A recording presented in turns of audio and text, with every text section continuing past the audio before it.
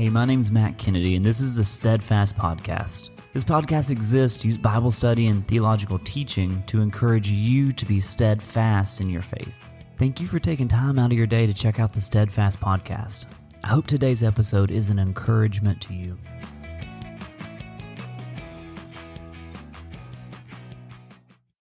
Welcome to the Steadfast Podcast. I have recorded this episode in advance. If you're listening to this episode the Monday that it was released, then I am currently at youth camp. Yep, I recorded this episode in advance, so I don't know what I'm enduring in this moment as you're listening to this, but I can promise you I'm tired, I'm exhausted, I am sleep deprived. There's probably been a teenager do something crazy that I've had to deal with. So in this moment, if you just want to pray, I love you. Thank you very much. I appreciate it. I am sure I need it. Okay, with that, we're going to get to the actual content of the episode. And I'm going to be very honest with you. Chapter 21, Luke chapter 21 is tough. It describes the destruction of Jerusalem and the end of history. And if you're not careful, it is going to be so easy to misunderstand these two separate events as the same event. There are whole groups of Christians who have made that very mistake, and in doing so, they believe Jesus came back in 70 AD when the temple was destroyed, and friends, that simply does not make sense. So we must be careful here. As a general rule of thumb, we should let more clear passages help us figure out less clear passages. Not the other way around. Don't use something foggy to interpret something clear. Use something clear to help interpret something foggy. And oftentimes, you're going to find passages speaking to the same subject, the same event, the same matter in a more clear way. What Jesus teaches us in Luke chapter 21 also shows up in Matthew 24 and in Mark 13. If you read all three chapters, it's pretty clear that this is the same conversation happening in different vantage points. In an effort to make this as clear as I can, we are going to start off with Matthew 24, and then we're going to let that be our diving board in Luke 21. Now, this is the passage where it can be so easy to miss the forest because of the trees. There's so many rabbit holes you can chase down. But I'm afraid if we do that, we're going to miss the main points. So today, we're going to be aiming at the forest, not all the individual trees. So let's get started. Matthew 24, verses 1 through 3. Quote, Jesus left the temple and was going away when his disciples came to point out to him the buildings of the temple. But he answered them, "You see all these, do you not? Truly I say to you, there will not be left one stone upon another that will not be thrown down."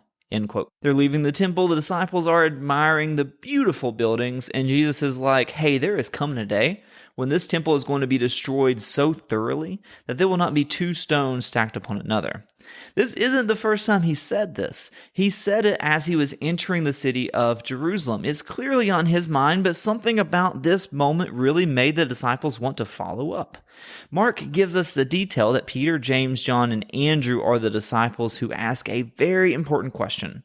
They ask, number one, when will the temple be destroyed? And number two, when will Jesus come back at the end of the age? These are two huge questions. They're not looking for a day and time, more like, what signs should we look for? So, two events, Jerusalem's fall and Jesus' return. They're not the same event. They are two separate events that we're being asked about. But in today's episode, we're going to have three different sections that I want us to put a label on. What is true of both events, what is true of Jerusalem's fall, and what is true of Jesus' return, as we see in Luke 21. All right, are you with me?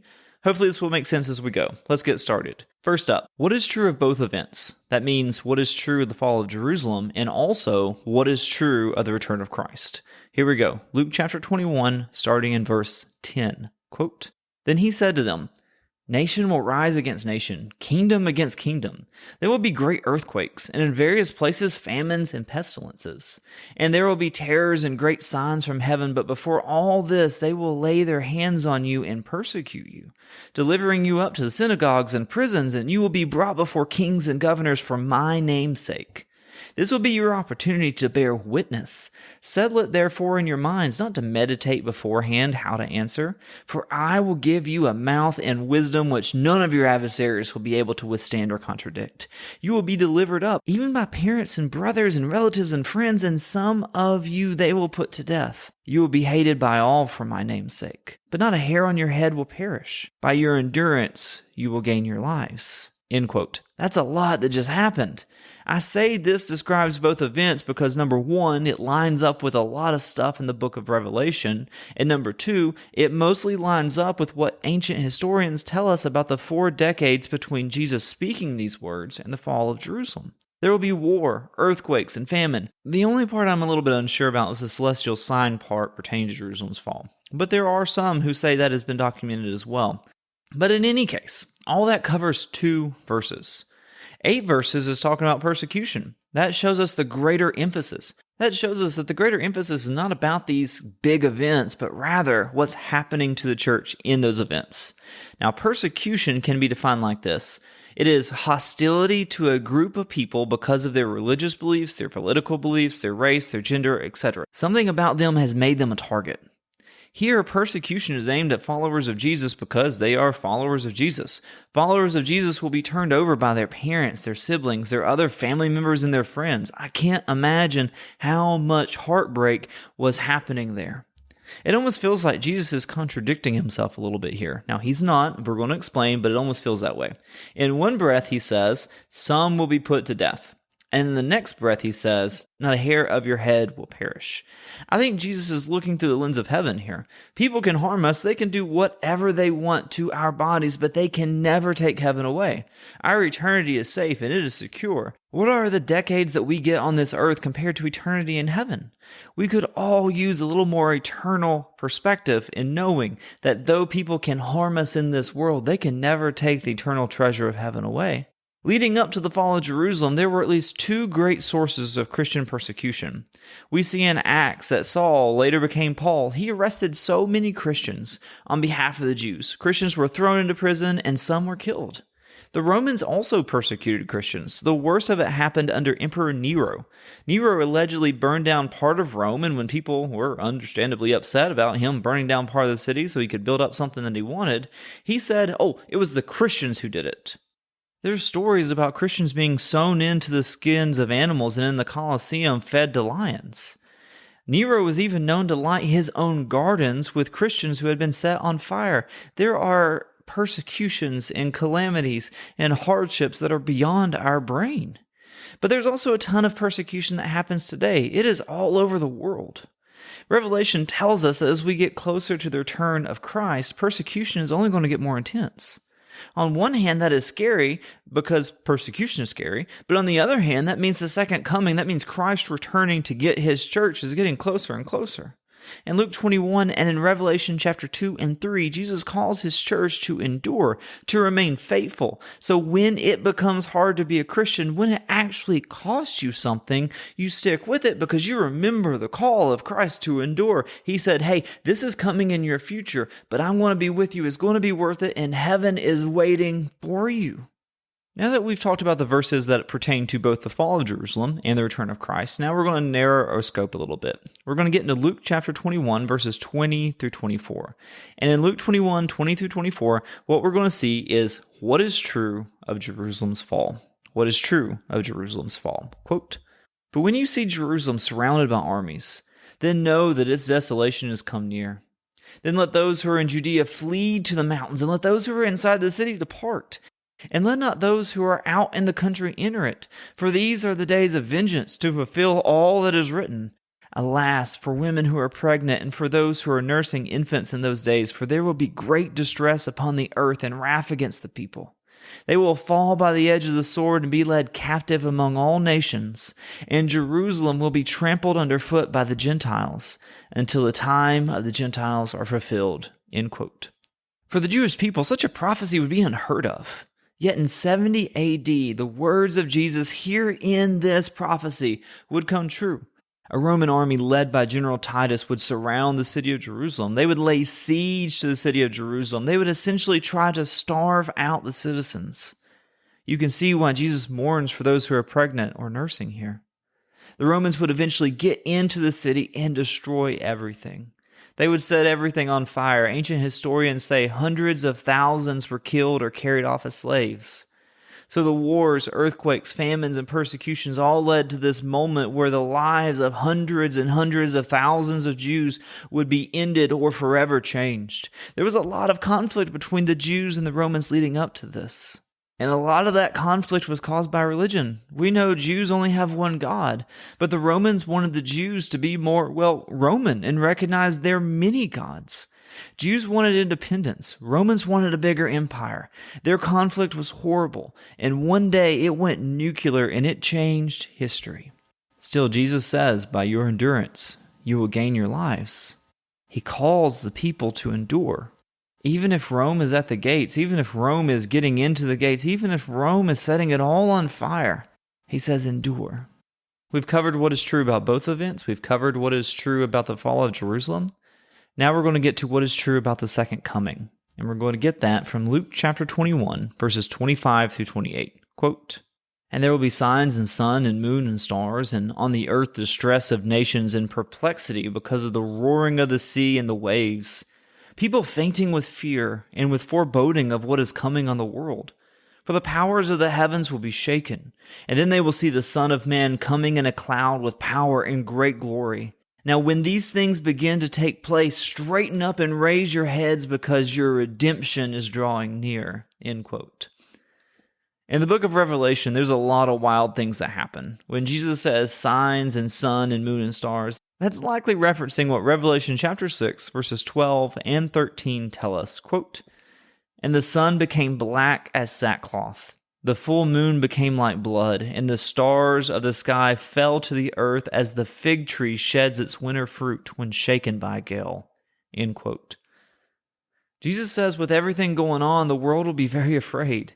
With the judgment poured out from the seals, the trumpets, the bowls that we see in the book of Revelation, people will understand what's going on. The wars, the earthquakes, and the famines that all happened before the fall of Jerusalem, they are nothing compared to what Revelation describes. We're talking about wars and conflicts all over the world. There's a lot of imagery, there's a lot of symbolism, there may be hyperbole going on in all of this, but what we see is 1/4 of the earth dying from wars, famine, disease, massive earthquakes, 1/3 of the vegetation on the earth burned up, 1/3 of the seas becoming blood. I mean, look, we could go on, but I think you get the point. The judgment poured out will be like nothing ever before seen, and yet something that is just, because God is pouring judgment on a wicked and sinful world. Everyone will be afraid because it will be obvious that the age is ending. Yet not everyone knows the God who is bringing the better age. I know this stuff can sound scary to anyone listening, but look at what Jesus says in verse 28. Quote, "Now when these things begin to take place, straighten up, raise your heads because your redemption is drawing near." End quote. As Jesus was telling his disciples about all that was to come, I can imagine some wide eyes, some dropped jaws, and a few guys quiet enough to hear a pin drop. In all of this, Jesus instills in them that none of this is for them to fear. It's part of the plan that God's been working out. God is working something marvelous before their eyes. I know that was a hard to wrap our minds around section, so I want to leave you with two big points to close our episode today. So I want to leave you with two big points that we can keep here. Our two big points. Number one, God faithfully keeps his word. God faithfully keeps his word. When we read our Bibles, I think it is important to ask, what is happening? It's a simple question, but it is important to make sure we are reading for life transformation and understanding, not just reading to finish, not just reading to say, hey, I'm keeping up with my Bible plan today. One tool we have to figure out what is happening is to look for repeated words or phrases. Now, in Luke 21, Jesus will use the word will, W-I-L-L, will, 24 times. And it's used by other people 2 more times. If a word shows up in a chapter 26 times, it is guaranteed that it carries intentional meaning. That's not by coincidence. That's not by happenstance. The intentionality of the word will is present in Luke 21. You see, Jesus is forecasting the future here. He is saying what will happen when Jerusalem falls, what will happen when he returns. It will happen. Not it could happen, it might happen, it can happen, it's possible that it happens. He is saying it will. The words of Jesus are a sure thing. We are wrong way more than we're right. But when God does it, When God says this will happen, guess what? It will happen. Jesus is not really trying to predict anything. He's telling them what he already knows. This is not him thinking this is in the future. It's him knowing this is in the future. It is his sovereign hand that has written the story of tomorrow. When he says it will happen, it will happen. So we can disagree about how it will happen or when it will happen, but they are guaranteed to happen. And that's really good news, because when things are scary like some of the things we see in Luke chapter 21, we can know that God's going to come through, that we can straighten up and we can lift up our heads and we can know that redemption is drawing near. We've got nothing to fear. The one who loves us from heaven to earth and across the tomb and back is winning, and he will win. Victory is his, and he's going to keep his word along the way. Now, our second big point: God faithfully calls his people to be faithful. God faithfully calls his people to be faithful. It is a recurring theme in Scripture. Luke 21 verse 19, quote, "By your endurance you will gain your lives," end quote. That verse may be confusing. This verse is not saying that we earn life through holding firm. This verse is saying that the call to endure does reveal what's already present in our life. Now, I want you to think about the parable of the sower. Remember, sometimes the word falls on rocky ground, and Jesus explains, quote, "As for what was sown on rocky ground, this is the one who hears the word and immediately receives it with joy. Yet he has no root in himself, but endures for a while. And when tribulation or persecution arises on account of the word, immediately he falls away." End quote. Tribulation, persecution, hardship shows what was there to begin with. Hear me, in our lifetime, it will get harder to follow Jesus. There will be more and more pushback to trying to honor God with our lives. More and more. This is going to happen. There will very likely be a day where it costs you something to follow Jesus. A day where you have to sit down and think, is Jesus worth it? Do I believe he is worth it? Listen, when believers in places like North Korea, Iran, Nigeria have to sneak into their church gathering, somewhere along the line they had to ask, is Jesus worth it? But obviously, since they are putting their lives on the line, their answer is a resounding yes. Last year, 2023, there were 5,600 Christians murdered for their faith. There were 2,100 churches attacked violently, and there were over 4,500 Christians thrown in jail because they were trying to worship Jesus.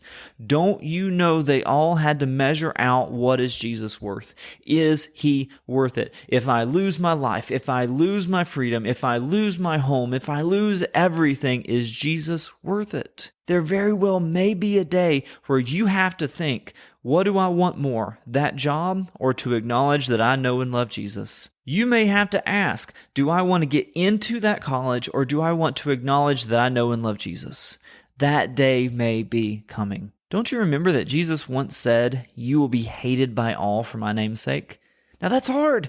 No one wants to be hated, especially not by all. That's a lot of people. Listen, I know there are some who are hated honestly because they're jerks who miss the whole love your neighbor thing. That's not what he's talking about here. We're talking about simply sticking to the word, simply trying to love Jesus, honor Jesus, follow Jesus as God's word reveals Jesus to be. Yet God is faithful. Jesus said in the midst of all this, verses 13, 14, and 15, quote, "This will be your opportunity to bear witness. Settle in, therefore, in your minds not to meditate beforehand how to answer. For I will give you a mouth and wisdom which none of your adversaries will be able to withstand or contradict." End quote. He's not going to leave us. He is not going to forsake us. He's going to give us what we need. We're going to have to learn to lean on him more and more. So many are afraid of the second coming. Look, I know that there are a lot of us in my generation that we grew up in the church world where we were given Left Behind books, and it messed up so much theology, so much of how we viewed the return of Christ. If you learn things about the Bible or what you thought were in the Bible from Left Behind, it is just better to forget you ever read the Left Behind books because they are fiction and not from the Bible. Understand this. You don't need to be scared of anything. Yes, there's going to be trials, there's going to be tribulations, there's going to be hardship coming like the world has never seen before, and you're going to be there to endure it if we're alive in that time. But remember, Jesus said, verse 28, quote, "Now when these things begin to take place, straighten up, Raise your heads because your redemption is drawing near. End quote. He is saying, don't hang your heads in defeat because you are not defeated. You have not lost. The return is coming. Jesus is coming back. Your victory, your victor, your redemption, your redeemer is right there. In John 16, verse 33, he said, quote, I have said these things to you that in me you may have peace. In the world you will have tribulation, but take heart. I have overcome the world. End quote. Jesus coming back is a day every Christian ought to look forward to because that is the day he will make all things new. Yeah, we have a lot of tribulation to go through before that happens, but we should look forward to the day of Jesus returning because he is making all things new. For the Christian, Jesus coming back is him completing a rescue mission. It is a faithful God keeping his word to his people, showing that it was worth it all along. He did not leave us high and dry. The return of Christ is going to prove that. The one who loved you enough to die for you, coming back to stop any persecution, stop any hardship, stop any bad thing is a great thing. All the bad things in this world, in this life, will become untrue when Jesus makes all things new. But listen, he's not back yet. The trumpet has not sounded yet. So in the meantime, and in the time between now and when he returns, our focus is faithfulness. Our focus is to follow Jesus one step at a time, to obey his commands to the best of our ability, to try to love our neighbor as ourselves, try to love our God with all that we are, to try to share his word, to try to be molded into the image of Christ, to be faithful in all of life, to acknowledge him before men when it's easy, to acknowledge him before men when it's hard. Our goal is faithfulness. Look, I know in Luke chapter 21, we went through some wild things. We saw verses that describe the second coming. We saw verses that describe the fall of Jerusalem, and we saw verses that are true in describing both events. And all of this can get a little hazy and it can get a little foggy. But at the end of the day, I want you to remember that our God faithfully keeps his word. And that same God who faithfully keeps his word has called you to be faithful. So let us be faithful because he is faithful.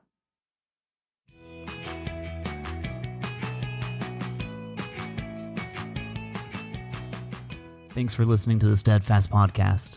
I want to remind you that in 1 Corinthians chapter 15, verse 58, Paul wrote this, quote, Therefore, my beloved brothers, be steadfast, immovable, always abounding in the work of the Lord, knowing that in the Lord your labor is not in vain. End quote. So in light of biblical truth, let us be steadfast, immovable. Let us remember that through Jesus, not one labor is in vain, not one trial is in vain, not one effort in all of our lives is in vain. Because he gives purpose, and that purpose rings through eternity. That's all I've got for you today. Thank you so much for listening. And don't forget, if you've got questions you would like answered, you can email me at matt@steadfastpodcast.com.